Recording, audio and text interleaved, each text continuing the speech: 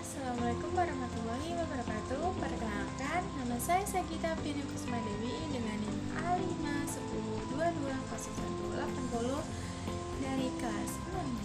Nah, di sini saya akan menjelaskan dua topik mengenai tugas UTS.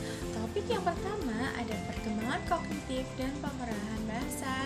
Kedua, poin pertama ada karakteristik perkembangan kognitif anak SD, di mana anak SD dalam usia 7-12 tahun itu mengalami transisi ke pemikiran operasional konkret yang memungkinkan mereka berpikir logis tentang objek dan peristiwa nyata.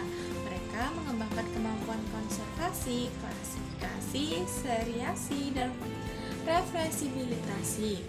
Egosentrisme berkurang dan mereka mulai mengembangkan perspektif orang lain, kemampuan memori dan bahasa yang berkembang pesat, begitu juga pemahaman tentang konsep waktu dan ruang. Mereka memilih menjadi lebih baik dalam pemecahan masalah konkret, pengembangan metakognisi, dan berpikir secara logis dan sistematis. Perkembangan ini penting untuk merancang pembelajaran yang sesuai di tingkat sekolah dasar. Nah, poin yang kedua ada teori pemerahan bahasa kedua, yaitu dari Krashen atau monitor model, di mana ini fokus pada acquisition atau proses bawah sadar seperti belajar berbahasa ibu atau learning, proses mempelajari aturan, pentingnya komprehensif input, pemasukan yang dapat dipahami. Yang ada dari Vygotsky yaitu social interaction needs, peran interaksi sosial dalam Unit of Proximal Development atau ZPD dalam pembelajaran. Ini bantuan dari orang dewasa atau teman sebaya yang mahir. Yang ketiga ada Jan Piaget, yaitu tahapan operasional konkret dari 7-11 tahun, di mana anak-anak itu mulai berpikir logis tentang objek peristiwa.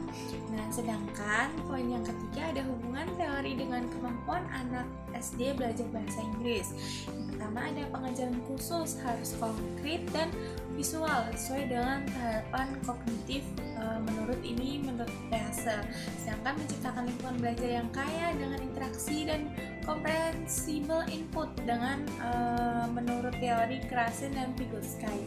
Sedangkan memberikan dukungan dan bimbingan sesuai dengan ZPD menurut teori Vygotsky dan membuat aktivitas yang menarik dan relevan untuk mempertahankan perhatian sesuai dengan karakteristik yang kognitif. Nah, terus ada topik kedua yaitu prinsip dan teori pengajaran 4 keterampilan bahasa Inggris.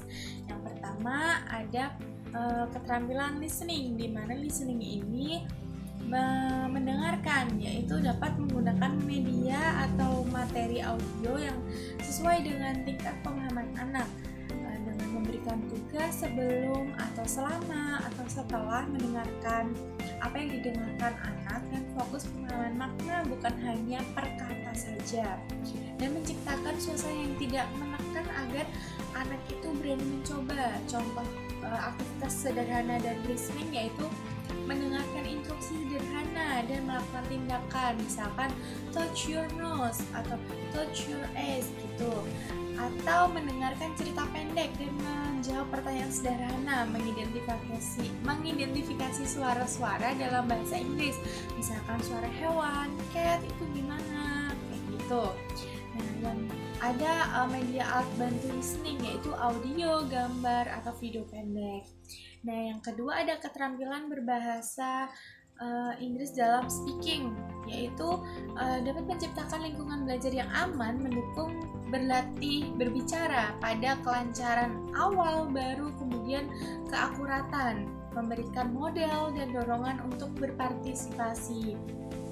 Contoh sederhana dalam speaking itu ada bernyanyi lagu anak-anak menggunakan bahasa Inggris atau bermain peran sederhana, misalkan memperkenalkan diri, my name is bla bla bla, seperti itu.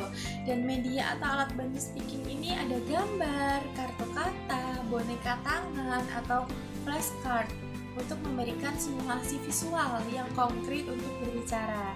Nah, sedangkan keterampilan ketiga ada mengajar dalam reading, yaitu mulai dengan materi sederhana dan menarik, misalkan buku bergambar atau fokus pada pemahaman bermakna dan berkonteks, di mana menggunakan teknik membaca menyaring bersama-sama. Contoh aktivitas reading yang sederhana itu ada membaca kartu kata atau frasa sederhana.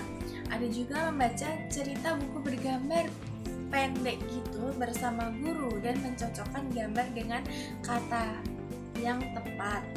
Media atau alat bantu reading itu ada buku cerita bergambar, kartu nama, atau kartu kata, flashcard, atau poster. Nah, keterampilan berbahasa Inggris yang terakhir itu ada writing, di mana dengan melakukan kegiatan menulis yang bermakna dan relevan. Nah, itu bisa memberikan contoh dan model dukungan bagaimana anak itu dicontohkan dengan sederhana. Contoh aktivitas writing itu menulis huruf atau kata-kata yang sederhana, melengkapi kalimat sederhana, atau menggambar. Nah, itu ada juga alat bantunya seperti kertas, pensil warna, gambar, workset, atau pensil dan bolpen alat tulis lainnya. Sekian, terima kasih. Wassalamualaikum warahmatullahi wabarakatuh.